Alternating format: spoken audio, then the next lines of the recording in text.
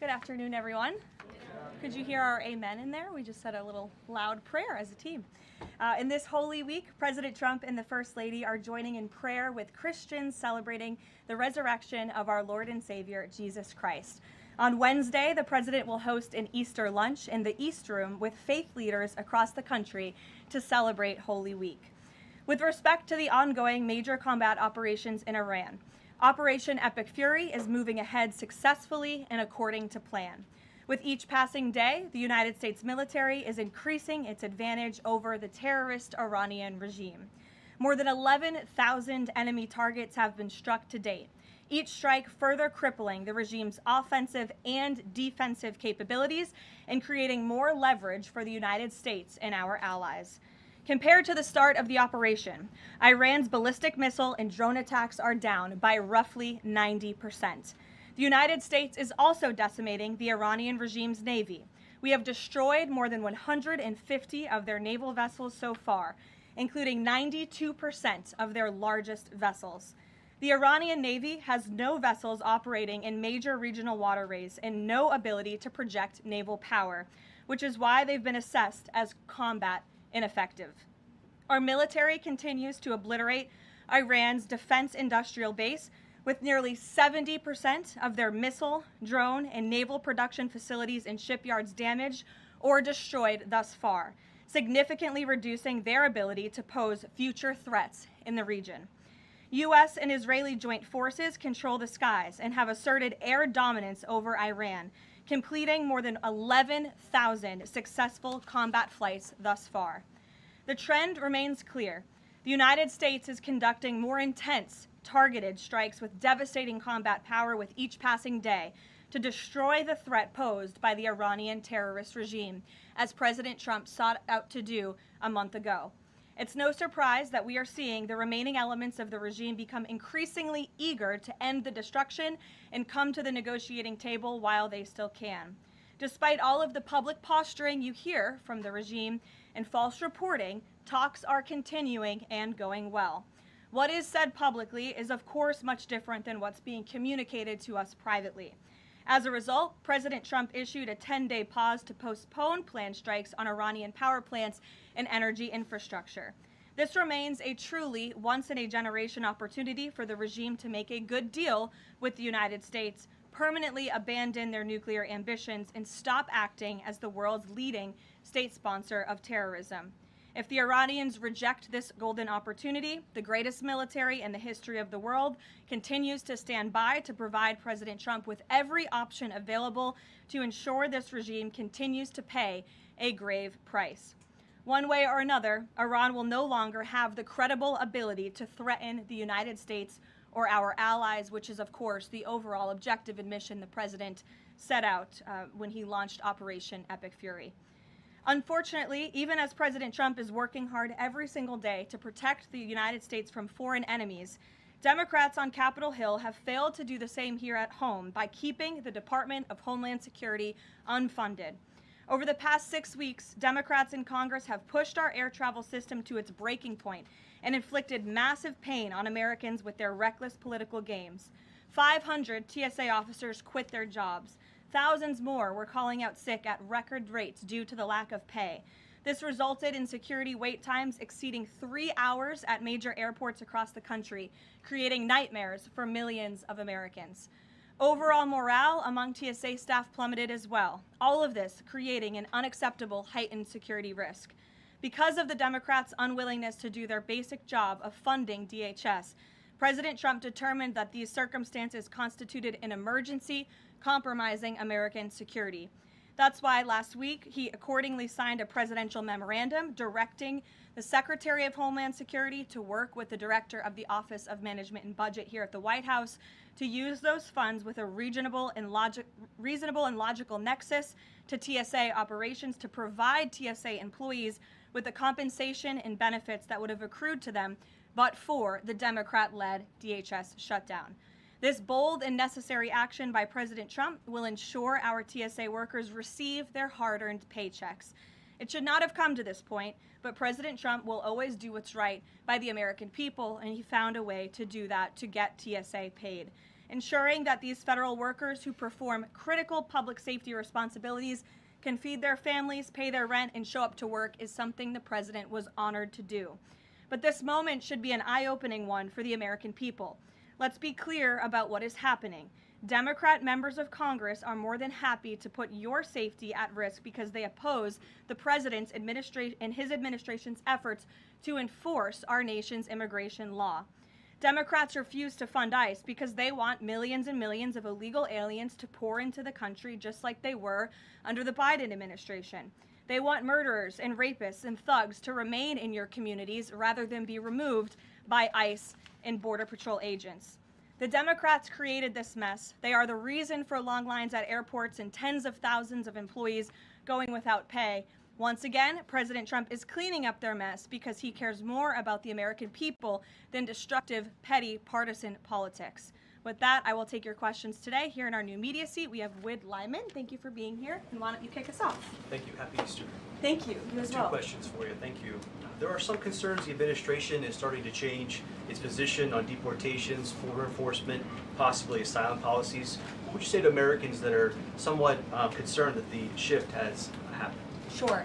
Well, while there has, of course, been a change in leadership at the Department of Homeland Security with former Senator, now Secretary Mullen, joining the president's cabinet, I can assure the American people there has not been a change in policy. It has always been the policy of this president and this administration to deport the worst of the worst illegal alien criminals from our communities. That's something I know Secretary Mullen remains wholeheartedly committed to doing.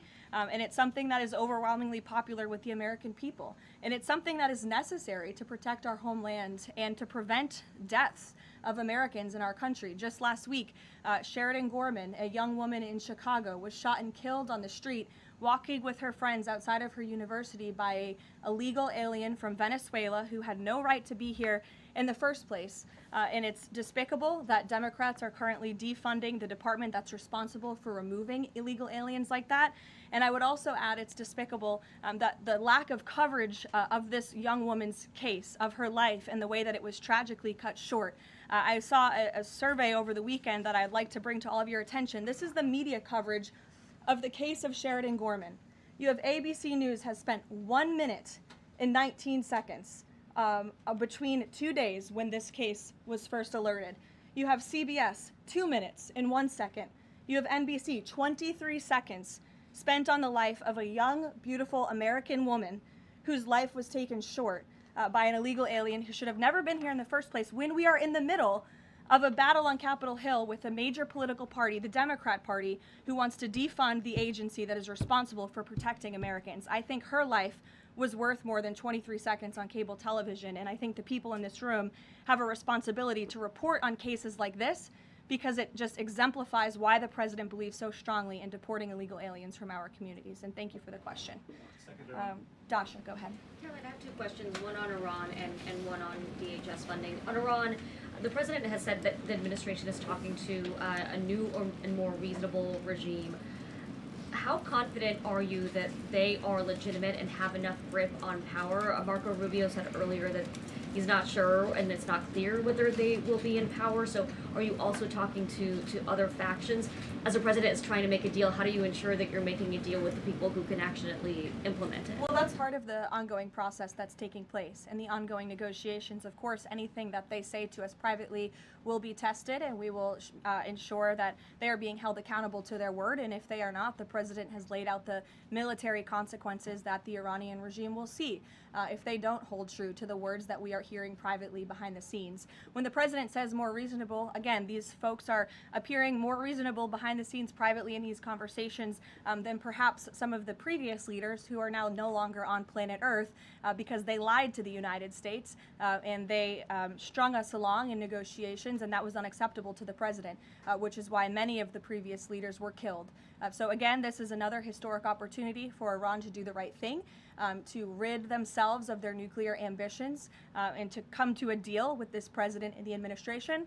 Or again, they will see the grave consequences of the United States Armed Forces, which they are continuing to see every day throughout this operation. On DHS, how long can the administration keep paying TSA without action from Congress? And not to be hyperbolic, but given the the airports were really the pain point that was pushing both sides to talk to each other.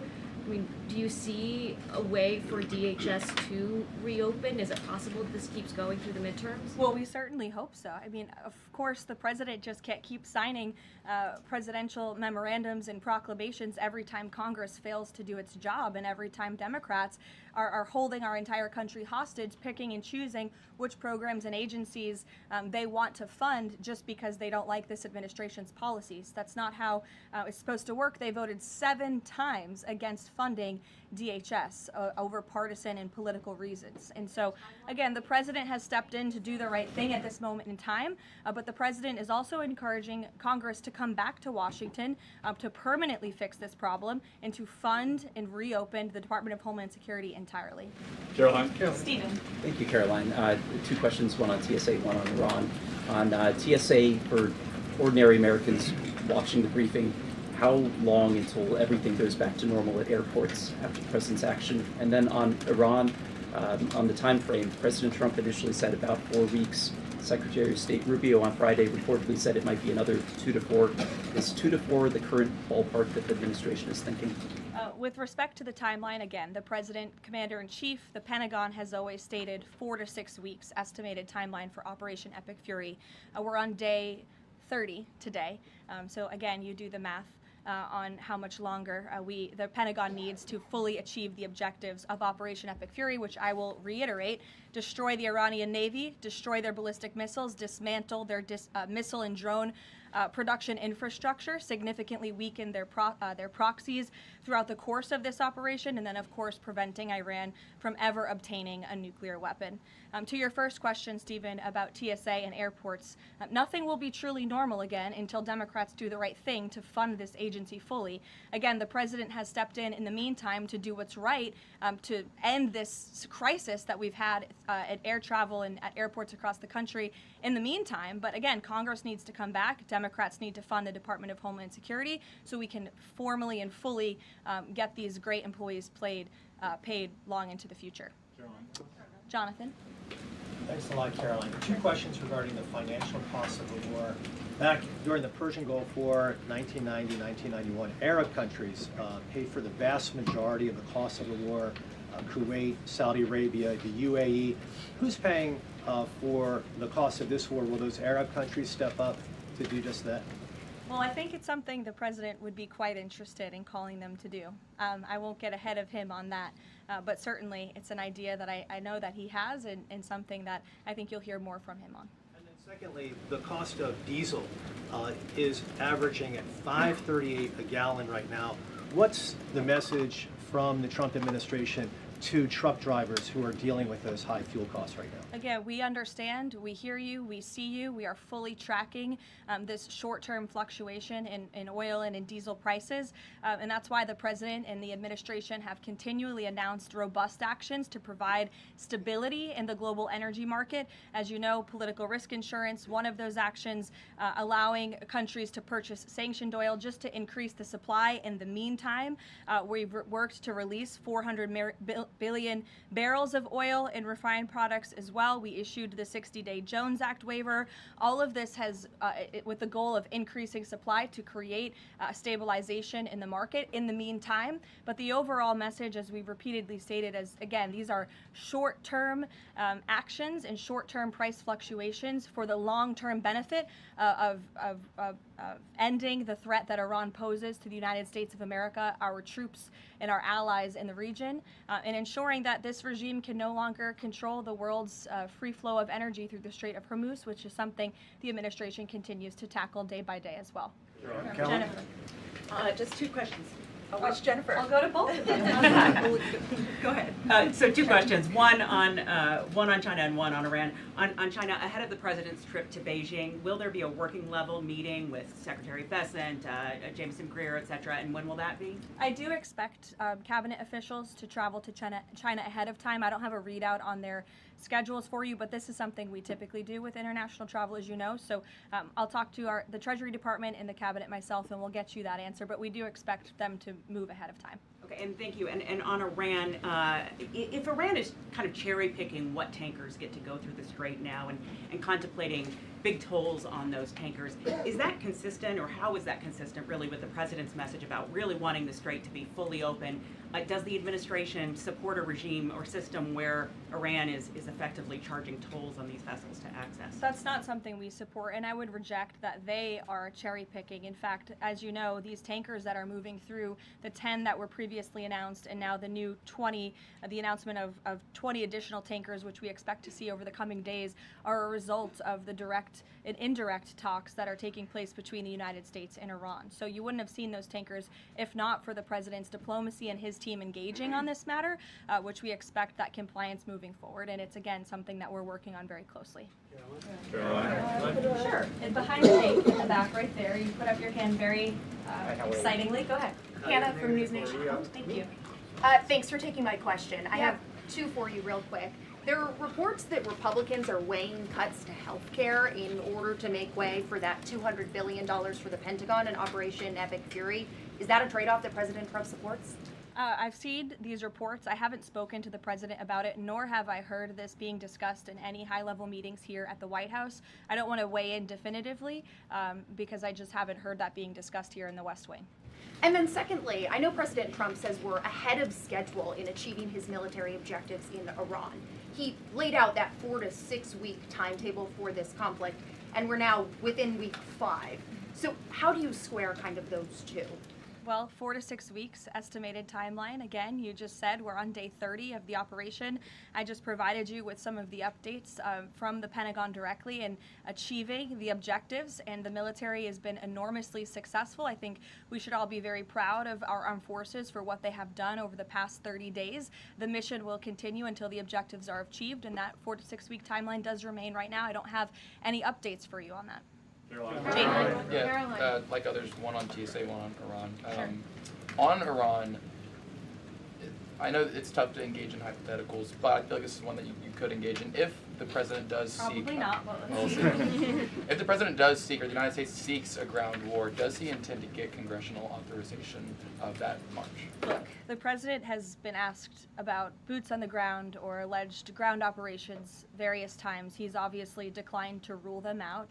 It's the Pentagon's job to provide maximum optionality to the president. It does not mean he's made a decision, nor would he ever notify the media of such decision as not to tip off our enemy. With respect to abiding by Congress and the rule of law, that's something the administration will, of course, always do, and it's something that we have great respect for Congress. The president does with military operations. In fact, prior to the launch of Operation Epic Fury, as you know, the administration gave a courtesy notice to Congress in the Gang of Eight, and top-level administration officials and cabinet secretaries have gone to Congress multiple times over the past 30 days to provide those courtesy briefings to Congress when requested. TSA quickly, I've been asked by multiple Trump supporters that have said, given the fact that the president on that Friday gave that memorandum informing DHS to pay TSA workers, I know there's a lot of negotiations involved in a shutdown of this size. Why did the president not sooner issue that payment to TSA workers? Well, it's because of the Democrats voting 7 times against reopening the Department of Homeland Security that we came to a place of an existential crisis. I mean, you saw the lines at various major airports across the country, American travelers really paying the price for Democrats' partisan games. And so the president worked with his legal team here at the White House and the Office of Management and Budget to find a solution to take care of the emergency that we were seeing in air travel across the country. And it's because of the president that TSA agents are being paid. But again, he's calling on Congress to do the right thing, to come back to Washington, and to fund and reopen the Department of Homeland Security fully. Sure. Hi, Lindsay Ellis from the Wall Street Journal. I'm trying to square the 4 objectives laid out by the administration with the goal of reopening fully the Strait of Hormuz. Would President Trump declare victory and wind down military operations if the 4 objectives are met, but still passage remains quite slow through the strait? Look, as I've said repeatedly and as the president has laid out, the objectives of Operation Epic Fury are as follows: destroying the Iranian Navy, destroying their ballistic missiles, dismantling their defense industrial infrastructure that produces those weapons that have long threatened the United States and our allies, and then, of course, preventing Iran from ever obtaining a nuclear weapon.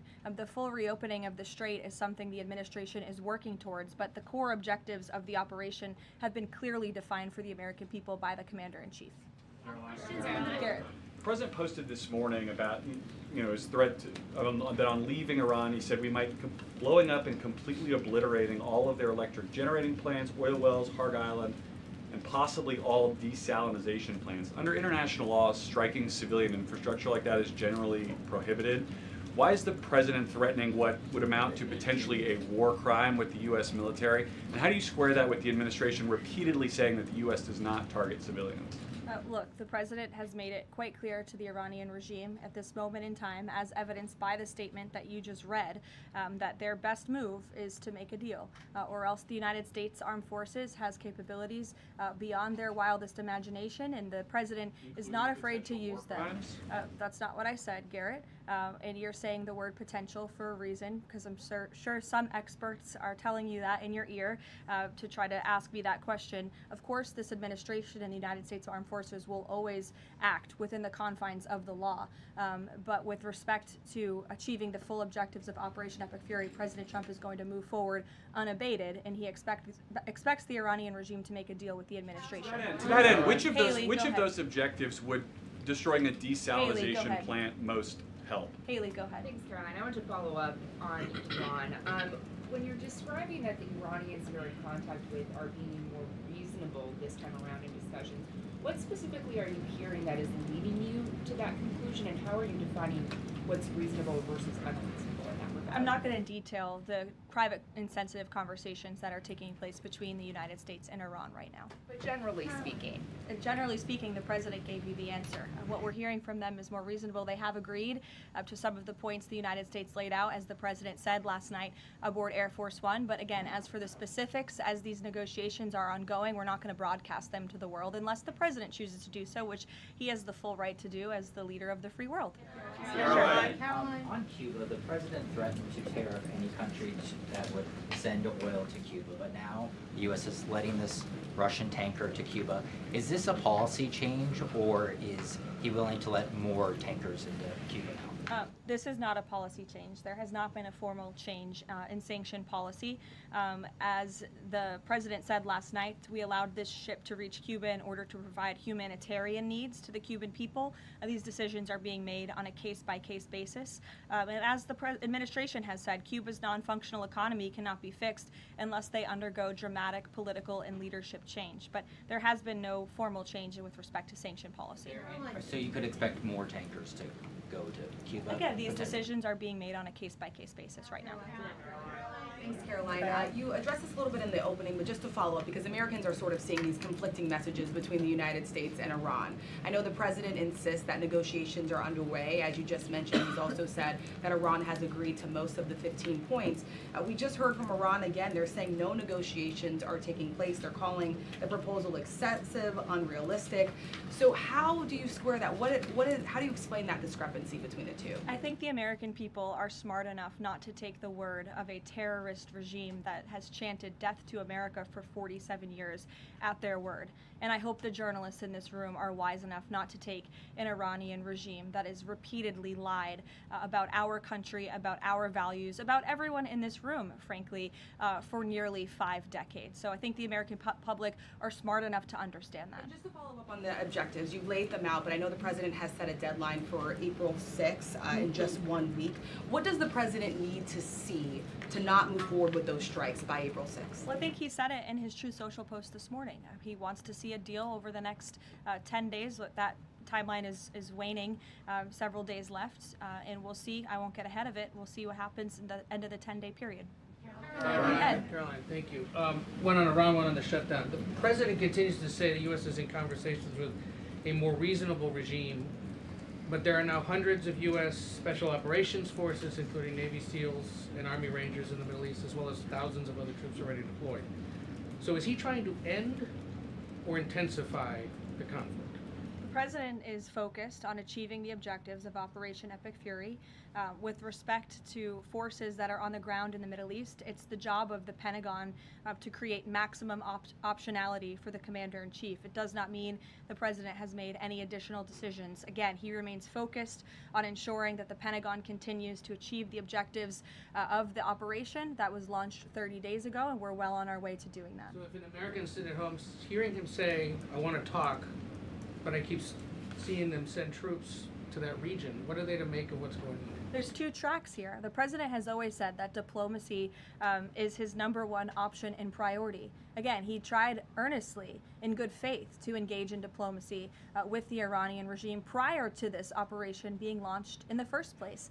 He wanted to strike a deal, and he sent his top negotiators to do so. They spent extensive amount of time and effort trying to strike a deal, and unfortunately, the previous regime, again, many of those leaders no longer with us here on Earth because they faced the consequences of the United States military. So if there's ever a chance for a deal, again, the president is open to listening, but it does not deter him from focusing on the military objectives that he set out 30 days ago and that our military is continuing to achieve day by day. On the shutdown, he signed the national emergency order last Thursday, making sure TSA officers will be paid. There's still other civilian DHS employees, however, who are not being paid. Yes. Did he sign something similar to ensure they also get paid? Look, the president will always look into ways that we can make sure that the American people are being taken care of and doing what's right by the American people.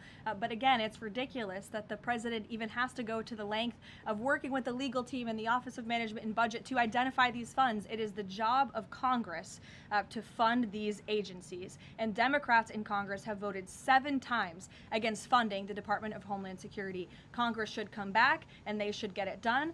The president, again, made the decision to prevent this existential crisis we were seeing at our nation's airports across the country that was only going to get worse, and that's why he wants Congress to do his job. Thank you, Caroline. Since you mentioned I'll go to you as well.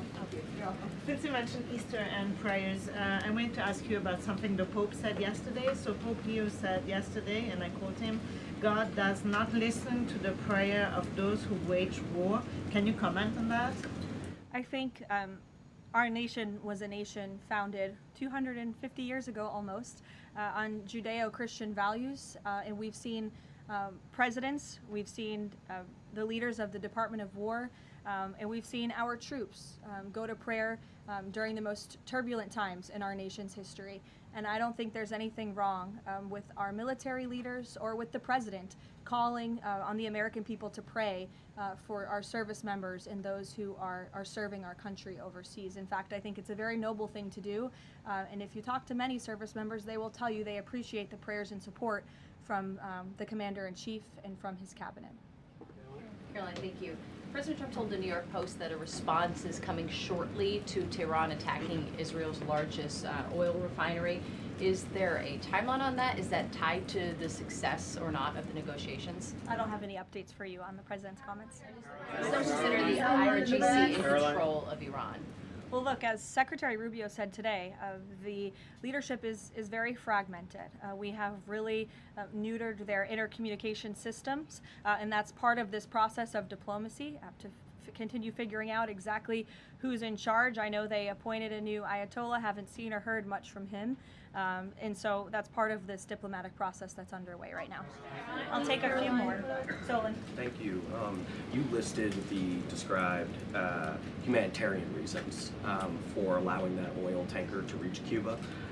Just to clarify, why was the administration okay with Russia sending that oil to Cuba and not other nations? Look, again, this was a decision. It'll continue to be made on a case-by-case basis for humanitarian reasons or otherwise, but there's been no firm change in our sanctions policy. President Sheinbaum of Mexico also said that Mexico is exploring different ways to restart some of those shipments to Cuba. Is the administration okay with that at this time? Again, there's been no change in our sanction policy. We still reserve the right to seize vessels if it's legally applicable that are headed towards Cuba and that violate the United States sanction policy. But of course, the president and the administration also reserve the right to waive those seizures on a case-by-case basis. And to clarify, just any more Russian oil tankers going to be allowed to reach Cuba at this time? Again, I know you say case-by-case, but for the case of Russia, is it pretty much green light right now? No, that's not what I said. It's a case-by-case basis. Sure, Jeff, go ahead. Switching topics, the president has always attended CPAC. He did not this year. Why did he not attend, and does he believe CPAC is becoming less relevant? No, I don't think he believes that at all. In fact, he loves CPAC and has a very good relationship with the great people who run it, Mercedes and Matt Schlapp. It was just simply for scheduling purposes this year, with it being in Texas. It was best for the president's schedule and what he has on his plate right now not to go. Michael. Thank you, Caroline. If and when Michael. a deal is finalized with Iran, how does the U.S. provide protection to who it's negotiating with to ensure that they can carry out the president's peace plan? Again, that's something I'm sure our national security team is discussing. I don't have anything for you on that today. On the ballroom, can you tell us more about this massive military complex underneath the president's new ballroom? I cannot tell you more about that, actually, as a matter of fact. However, the military is making some upgrades to their facilities here at the White House, and I'm not privy to provide any more details on that this time. Caroline, go ahead. Reagan. Thanks, Caroline. Question on the Middle East and then a question on Antifa. Netanyahu said Sunday that Cardinal Pizzaballa will be able to hold services for Palm Sunday in the Church of Holy Sepulchre after he was initially blocked by Israeli police. Did anyone from the administration or the president call over to Israeli officials to assist the cardinal in this? Yes, I did speak with Secretary Rubio this morning, and we did express our concerns with Israel with respect to these holy sites being shut down. We want worshipers to be able to access these holy sites. Of course, safety is a top priority, but we understand Israel is working on those security measures to reopen the sites throughout Holy Week, and that's something that we're appreciative of. Antifa. In Texas, 9 people have been convicted by a federal jury on domestic terrorist charges connected to Antifa. The White House has previously indicated that you guys are investigating Antifa, who's funding them, who's leading them. Can you provide an update on how that investigation is going, and do you think we're going to see more charges against people connected to Antifa? Well, I do know that there was an entire task force that was set up, an interagency task force to focus on the threat of Antifa, which, as you know, Reagan, this president declared a domestic terrorist organization rightfully, and we will continue to look into it. I don't have any updates on those specific investigations, but I'd be happy to have my team get those over to you today, as this continues to be of the utmost importance to the president and his domestic policy agenda. Caroline, JJ. On one question on landmines, there's been some reporting that American-made landmines have been spotted on the ground in Iran. Did President Trump sign off on using U.S.-made landmines in Iran? I don't have any comment on that report today. Caroline, whether they're being used at all? I don't have any comment on that. Karen. Two on DHS. You said that the president is encouraging Congress to come back to D.C. You also said yourself. How has he done that? Has he told leadership that they should cancel recess and come back? He said it repeatedly. I think you recall. He said that he'll host a big Easter dinner here at the White House if Congress will come back and fight the Democrats on this issue, which we should do. Because again, the Democrat Party is in the wrong here. They have voted 7 times against funding the Department of Homeland Security, which is completely egregious with everything we have going on in the world. And these brave men and women who serve DHS deserve to get their paychecks. The president wants to see that happen, and he wants Congress to come back to get it done. On the paychecks, Caroline.